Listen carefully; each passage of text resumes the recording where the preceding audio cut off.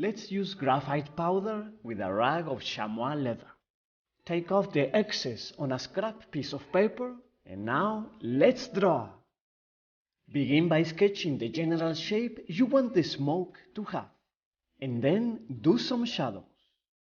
The reason I suggest to use this technique is because the pencil can leave lines and a more solid appearance, while the powder leaves a more ethereal look, ideal for smoke. We keep adding shadows to render the shapes and volumes.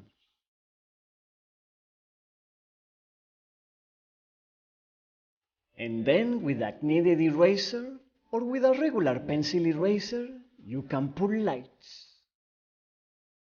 And continue in this way, pulling more lights and more shadows. This is really fun.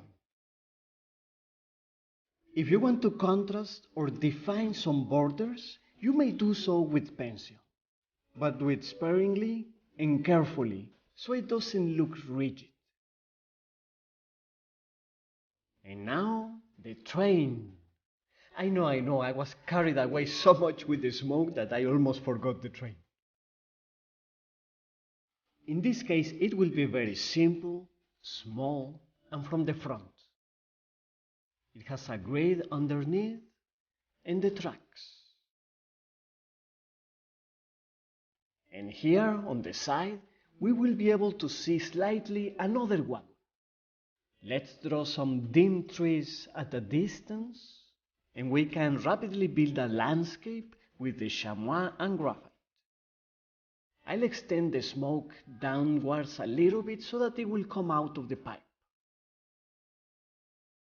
Draw other trees closer and therefore darker. By the way, the graphite powder, I get it by saving it when I sharpen my leads of my lead holders. Otherwise, you can get it by rubbing the tip of your pencil on sandpaper. With an extra fine eraser, do the tracks.